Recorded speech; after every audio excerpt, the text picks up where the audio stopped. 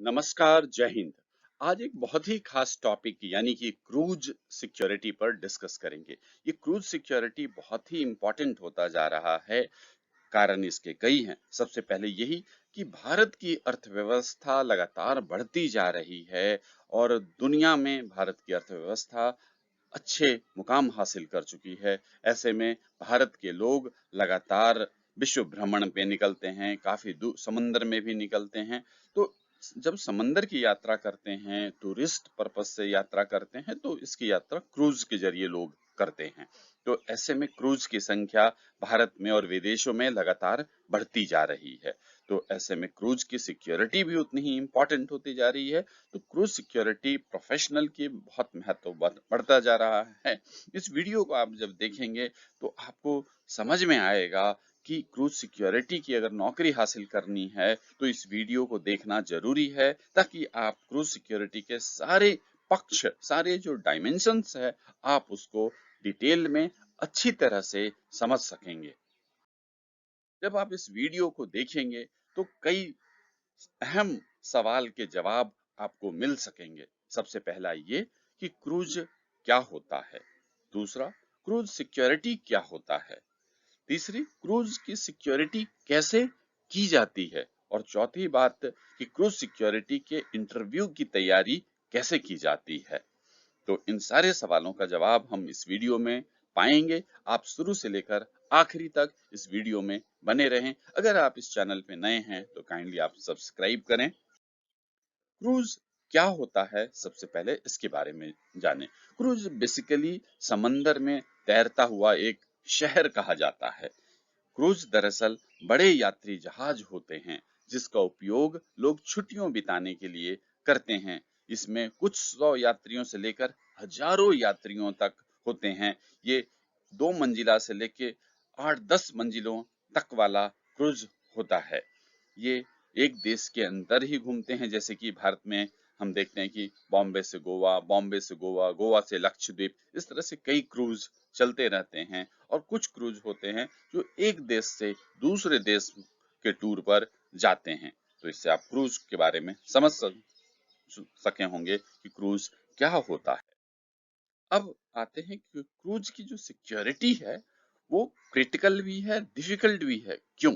इसके कई कारण हैं। सबसे पहला ये कि चूंकि क्रूज में आप जैसे जान चुके हैं कि इसमें देश विदेश के यात्री छुट्टी मनाने के लिए यात्रा करते हैं। तो इसके जो यात्री हैं वो एक तरह से छुट्टी मनाने वाले, हॉलीडेइंग करने वाले लोग हैं। तो उनके साथ आप सिक्योरिटी के बहुत सख्त नियम लागू करते हैं तो भी परेशानी होती है।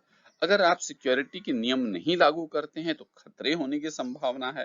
तो इस तरह से इसके सिक्योरिटी देने में डिफिकल्टी होती है। दूसरी बात कि क्रूज समंदर में चलता है, तो इसलिए उसमें जो मेरीटाइम, समंदर के जो नियम होते हैं उसका पालन करना पड़ता है। चूंकि ये क्रूज एक देश से दूसरे देश में जाते हैं तो अंतर्राष्ट्रीय जो नियम हैं उनका भी ध्यान रखना पड़ता है।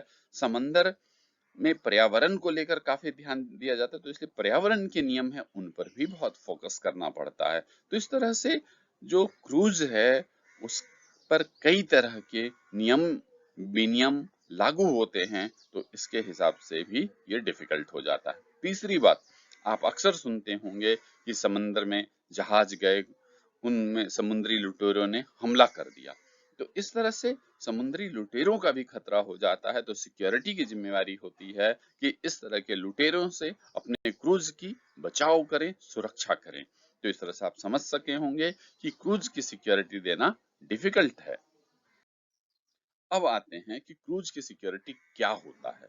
क्रूज की सिक्योरिटी का जो खास मकसद ये होता है कि अपने जहाज, क्रू मेंबर और पैसेंजर की सिक्योरिटी और सेफ्टी सुनिश्चित करना। सभी क्रू मेंबर्स और पैसेंजर शिप के रूल्स रेगुलेशन का पालन कर रहे हों, इसका भी इंश्योर करना क्रूज सिक्योरिटी की जिम्मेवारी होती है। अब आते हैं कि क्रूज सिक्योरिटी कैसे की जाती है। इसके लिए हम क्या-क्या तरीके अपनाते हैं इसके बारे में जानें। सबसे पहले हमेशा यही होता है कि आप किसी भी चीज की सिक्योरिटी करते हैं तो सबसे पहले उसका रिस्क असेसमेंट करना चाहिए। यानी कि जो जिस भी क्रूज पर आप डिप्लॉय हो रहे हैं उसमें किस किस तरह के खतरे हैं उनकी पहचान करना, ये सबसे इम्पोर्टेंट काम होता है। हम उसके उस रूट पर चलने वाले जो क्रूज हैं उस पर किस तरह के खतरे होते हैं, उस पर क्या समुद्री लुटेरे आ जाते हैं या अतीत में कोई इस तरह की दुर्घटनाएं घटती रही हैं, उन सब के बारे में अपने को उनके बारे में जानकारी हासिल करना चाहिए।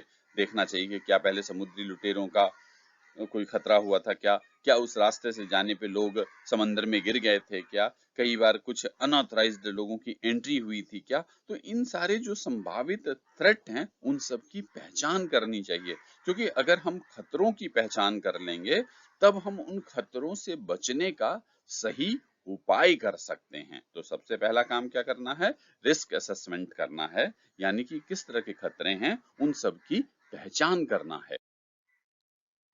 अब आते हैं कि क्या-क्या हम उपाय करें। तो जो सबसे पहला उपाय होता है एक्सेस कंट्रोल।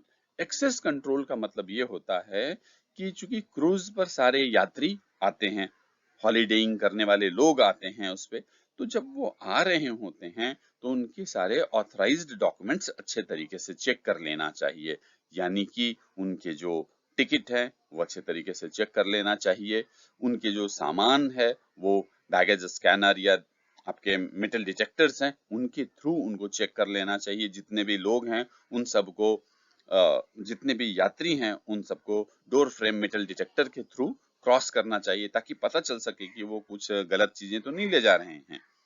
ठीक है, उसके बाद जितने भी पैसेंजर हैं उन सब का प्रॉपर तरीके से आप स्क्रीनिंग कर लें।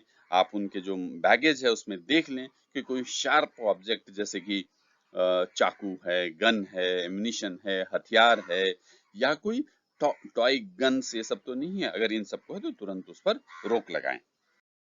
तीसरी बात कि आप अपनी टीम को ब्रीफ सिक्योरिटी इंडक्शन तो करना ही चाहिए। साथ में जितने भी जो पैसेंजर्स हैं उनको भी संक्षेप में जो कुछ खास खास सिक्योरिटी की बातें हैं उसके बारे में बताना चाहिए।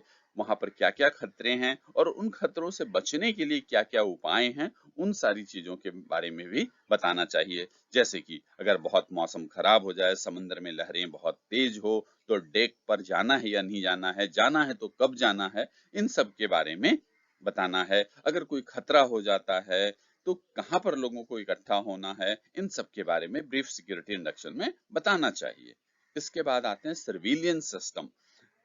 जो शिप के कुछ क्रिटिकल एरियाज होते हैं वहां पर सीसीटीवी लगा होना जरूरी है, और वहां पर अगर किसी तरह का कोई संदिग्ध किस्म का कोई मूवमेंट हो रहा है तो उस पर तुरंत नजर रखना चाहिए और सिक्योरिटी को इन्फॉर्म करना चाहिए। तीसरी बात, पेट्रोलिंग करना चाहिए। जो शिप के क्रिटिकल एरियाज हैं जहाँ पे खतरे हो सकते हैं वहां पर समय समय पर पेट्रोलिंग करते रहना चाहिए। जैसे कि क्रिटिकल एरिया के तौर पे हम कह सकते हैं deck area, access points, vessel का सेफ्टी इक्विपमेंट जहाँ रखा हुआ है, इन सब जगहों पे हमेशा पेट्रोलिंग करते रहना चाहिए। फिर इसके बाद है अपनी जो सिक्योरिटी टीम है उनकी पर्सनल ट्रेनिंग भी होनी चाहिए। हर एक जरूरी है कि किसी तरह का कोई इमरजेंसी हो जाता है, किसी तरह की कोई पोटेंशियल थ्रेट्स हैं, आपको लगता है कि इस तरह के खतरे हो सकते हैं, उन सब की मुकाबला करने के लिए समय समय पर ट्रेनिंग देते रहना चाहिए। ये ट्रेनिंग सिक्योरिटी टीम के साथ साथ क्रू मेंबर्स को भी देना चाहिए। फिर इसके बाद आईएसपीएस की ट्रेनिंग, खास करके अगर क्रूज अंतरराष्ट्रीय सीमा में जा रहा हो, दूसरे देश को जा रहा हो, तो उसको आईएसपीएस की ट्रेनिंग जरूरी है। फिर इसके बाद इमरजेंसी रिस्पांस प्लान की ट्रेनिंग होनी चाहिए। इमरजेंसी रिस्पांस प्लानिंग में खास करके पायरेसी हो जाए, टेररिस्ट अटैक हो, कोई जहाज पे ही कोई दुर्घटना घट जाए तो उसकी कैसे मुकाबला करना है, इन सब चीजों के बारे में जरूर इमरजेंसी रिस्पांस प्लान की ट्रेनिंग होनी चाहिए। उस शिप पर यह इमरजेंसी रिस्पांस प्लानिंग होना चाहिए। अब है कि कुछ फिजिकल बैरियर रखना चाहिए। कई बार ऐसा देखा गया है कि लोग सावधानी नहीं बरतते हैं, यात्री सावधानी नहीं बरतते हैं और वो समंदर में गिर जाते हैं। तो ऐसे में जरूरी है कि जो पेरीमीटर बैरियर है जरूर लगा होना चाहिए। समंदर के तरफ से कोई अनऑथराइज तरीके से कोई चढ़ ना पाए, इसका भी इस फिजिकल बैरियर से फायदा होता है। जिस जगह पे अगर थ्रेट ज्यादा हो तो वहां पे इलेक्ट्रीफाइड फेंसिंग भी लगाया जाता है। बाहर के लोग नहीं चढ़े, अनऑथराइज्ड लोग बाहर से समंदर से जहाज में ना आए, उसके लिए वाटर कैनन भी रखा जाता है। पेरीमीटर बैरियर की ऊंचाई पर्याप्त होनी चाहिए ताकि अगर कोई चढ़ने की कोशिश भी करे तो उसे चढ़ने में दिक्कत हो। फिर इसके बाद कम्युनिकेशन सिस्टम बहुत स्ट्रांग होना चाहिए, क्योंकि समंदर में मौसम बहुत तेजी से बदलता है। अगर मौसम किसी तरह से खराब होता है तब भी कम्युनिकेशन सिस्टम ऐसा होना चाहिए कि आसानी से कम्युनिकेट किया जाए, नहीं तो जहाज अपना रास्ता भटक जाता है। दूसरी बात, अगर कोई इमरजेंसी हो जाए तो फिर जहाज से समंदर के जहाज से, क्रूज से किसी दूसरे जहाज को या कोई आसपास के जो अथॉरिटी हैं उनको सूचना देने में परेशानी हो सकती है। तो इसलिए कम्युनिकेशन सिस्टम, अच्छे क्वालिटी का स्ट्रॉन्ग कम्युनिकेशन सिस्टम जहाज पर, क्रूज पर होना चाहिए। अब आते हैं सिक्योरिटी के डिप्लॉयमेंट को लेके। हमेशा जमीन से दूर ये जहाज क्रूज रहते हैं, ऐसे में ट्रेंड और अनुभवी सिक्योरिटी टीम का डिप्लॉयमेंट करना चाहिए, ताकि किसी तरह का अगर थ्रेट हो, कोई इमरजेंसी सिचुएशन हो, तो उसका अच्छे तरीके से हैंडल कर सके। चीफ सिक्योरिटी ऑफिसर जिस तरह का उन्हें निर्देश दें, उसका सही तरीके से वो पालन कर सकें। फिर इसके बाद एक और इम्पोर्टेंट चीज होता है क्रूज सिक्योरिटी के लिए, साइबर सिक्योरिटी। जो ऑनबोर्ड सिस्टम होता है और डाटा को साइबर थ्रेट से बचाना जरूरी होता है। कई बार इस तरह के साइबर हमले होते हैं जिससे जहाज अपना डायरेक्शन भूल जाता है, उसे पता नहीं चल पाता कि वो किस डायरेक्शन में जा रहा है। तो इसलिए साइबर सिक्योरिटी भी होना, अच्छे क्वालिटी का साइबर सिक्योरिटी जरूरी है क्रूज सिक्योरिटी के लिए। अब आते हैं अगला, अथॉरिटीज के साथ। जो गवर्नमेंट अथॉरिटीज होते हैं उनके साथ अच्छे संबंध होने चाहिए। लोकल अथॉरिटीज होते हैं, लॉ इन्फोर्समेंट एजेंसीज के साथ अच्छे संबंध होने चाहिए। उनके साथ समय समय पर मिलते रहना चाहिए, ताकि किसी भी खतरे के सिचुएशन में एजेंसी से या लोकल जो इन्फोर्समेंट एजेंसीज हैं, लॉ एंड ऑर्डर के जो एजेंसीज हैं, उनका सपोर्ट अच्छे तरीके से मिल सके। सिक्योरिटी इक्विपमेंट की चेकिंग। अपने जितने भी सिक्योरिटी इक्विपमेंट हैं उनकी चेकिंग हर समय समय पर करते रहना चाहिए, जैसे कि access control system, CCTV camera, alarm system, जो सिक्योरिटी लाइटिंग, कम्युनिकेशन का system, radio satellite system, biometric system, ये जितने भी जो ये सिक्योरिटी इक्विपमेंट्स हैं, इनकी समय समय पर चेकिंग करते रहना चाहिए, ताकि ये मौके पर धोखा नहीं दे। एक और चीज जरूरी है सिक्योरिटी के लिए, खास करके जो इंटरनेशनल टूर पे जाते हैं उनमें जितने भी सिक्योरिटी टीम है, सबको इंग्लिश लैंग्वेज आना जरूरी है। अगर इंग्लिश लैंग्वेज आता है तो अच्छे तरीके से वो यात्रियों के साथ कम्युनिकेट कर सकते हैं और खतरों की स्थिति में उनको मोटिवेट कर सकते हैं, उनको डायरेक्शंस दे सकते हैं यात्रियों को कि आपको किधर जाना है, कहाँ रुकना है। तो सिक्योरिटी को मैनेज करने में आसान हो जाता है। अब आते हैं सबसे इम्पोर्टेंट चीजों पे। क्योंकि शुरू में ही मैंने बोला था कि आज के समय में भारत में क्रूज सिक्योरिटी की संख्या, रिक्वायरमेंट बढ़ती जा रही है, क्योंकि क्रूज की संख्या लगातार बढ़ती जा रही है। तो ऐसे में क्रूज सिक्योरिटी के इंटरव्यू की भी तैयारी करनी चाहिए। आप इस पूरे वीडियो को देखेंगे तो क्रूज सिक्योरिटी के जो अलग अलग डायमेंशंस हैं, अलग अलग पक्ष है, उसके बारे में इस वीडियो में बताया गया है। आमतौर पे जो पूछा जाता है सवाल कि क्रूज सिक्योरिटी क्या होता है, क्रूज सिक्योरिटी कैसे किया जाता है, क्रूज सिक्योरिटी में एक्सेस कंट्रोल सिस्टम क्या होता है, क्रूज पर कौन कौन से मॉक ड्रिल होते हैं, क्रूज पे अच्छे तरीके से हैंडल करने के लिए आप क्या क्या बातों को ध्यान में रखते हैं, इस तरह के कई सवाल आपको क्रूज सिक्योरिटी से रिलेटेड पूछे जा सकते हैं। तो आप इस वीडियो को देखने से इन सारे सवालों का जवाब आपको मिल सकता है। अब मुझे उम्मीद है कि आपने क्रूज सिक्योरिटी के अलग अलग डायमेंशंस आप इस वीडियो में अच्छे तरीके से समझ सके होंगे। तो मुझे उम्मीद है कि ये वीडियो आपको पसंद आया होगा। अगर ये आपको ये वीडियो पसंद आया है तो काइंडली आप इसके सब्सक्राइब करें, लाइक करें, शेयर करें, कमेंट करें।